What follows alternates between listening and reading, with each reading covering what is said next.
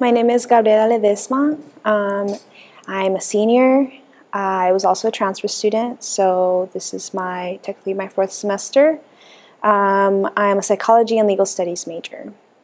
I want to go to law school. Ultimately, I've always dreamed of having a family. I feel like I'm pushing back my dream of having kids, 5 kids, and the perfect little family. My goal is definitely being pushed back because there's more important things that I'm understanding now.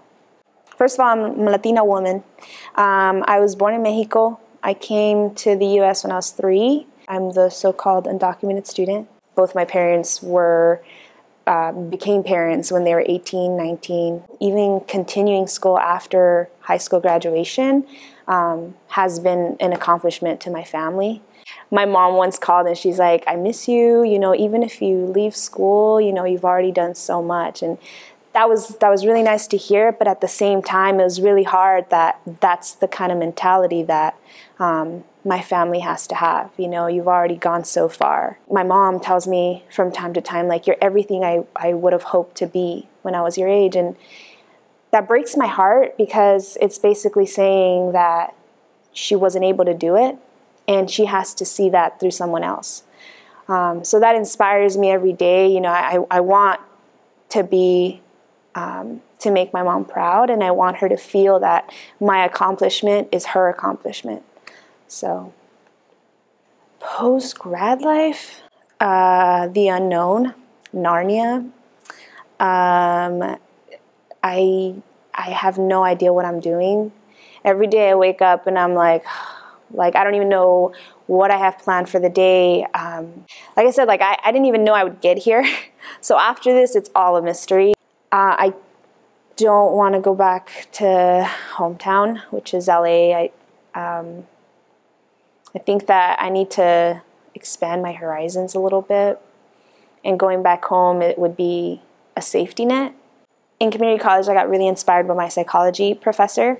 His passion and the way he would teach kind of got to me a little bit, and I decided, okay, I'll just, maybe I want to major in psychology. I'll look into it. I decided the career goal would be forensic psychology, and it sounds fancy and they make a lot of money, so I decided, yeah, that's what I want to do. I see myself doing that. But when I got to Berkeley and I started, psychology in itself is very different than what I thought it would be. But when I got here, I decided that if I'm going to do forensic psychology, then I would have to be in the courtroom. I went to visit the legal studies advisor and I was blown away. It's just, I like law. And I didn't know that I had that in me. But the more classes I take, the more excited I get. And law school, was briefly mentioned by someone. They said, "Oh, you're a legal studies major. Why don't you think about law?" And I joined a club, Latino Pre-Law Society, that I was able to network with attorneys. And I was like, I can totally do this. It's really hard for me to answer what I always wanted to be because I've always wanted to be a mom. The one thing that I looked forward to was having kids, and I didn't understand why until when I was writing this paper. I was writing about my mom. I appreciate everything my mom's done for me, and I feel like that is one of the most beautiful things you can give to a person, being their mom, helping them, teaching them. In school, they don't tell you, foster what you want to do. You want to be a mom? Go for it. They don't say that to you because what they're supposed to say is, oh, no, look for a career. I know that, having a career and working is the smart thing to do. But I've always had a passion for having children or teaching kids or, giving back.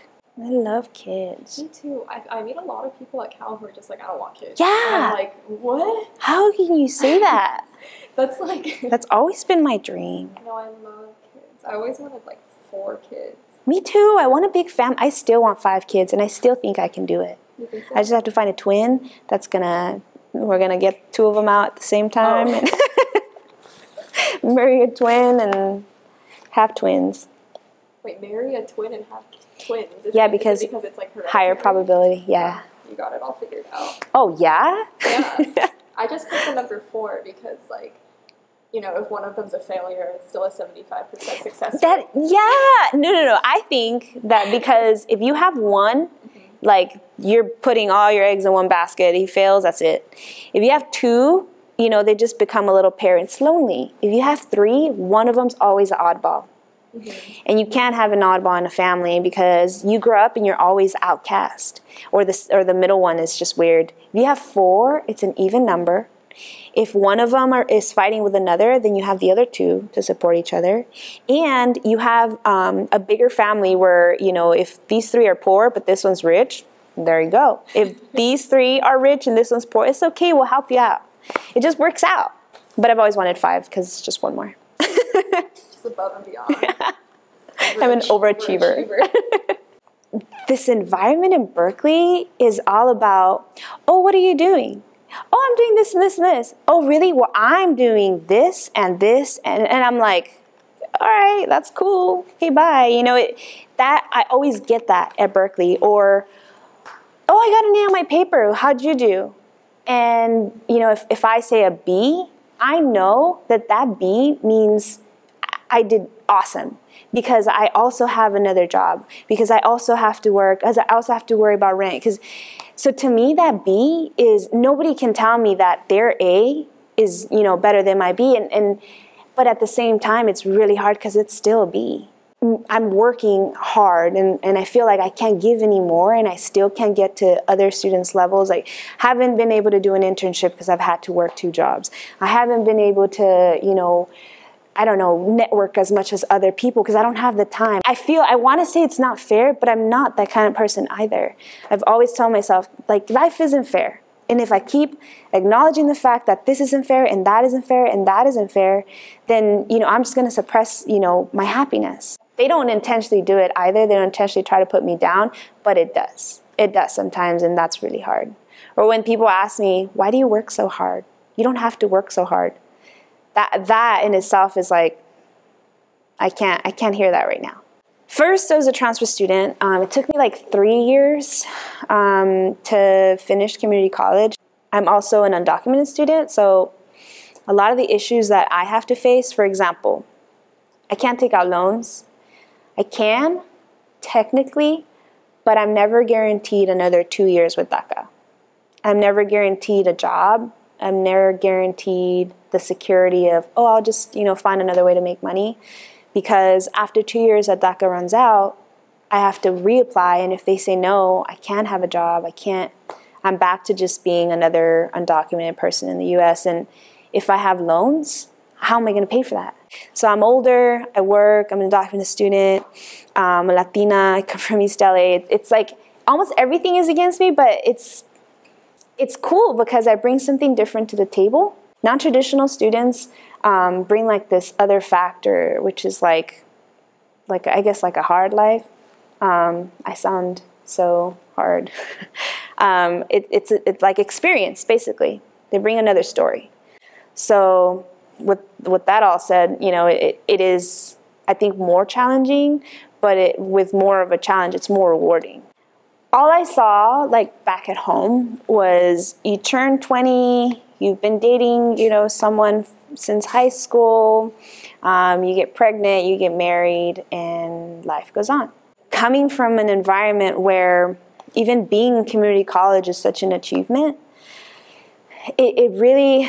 it's encouraging to me. I feel like that case study when I go back home, I'm just Gabby.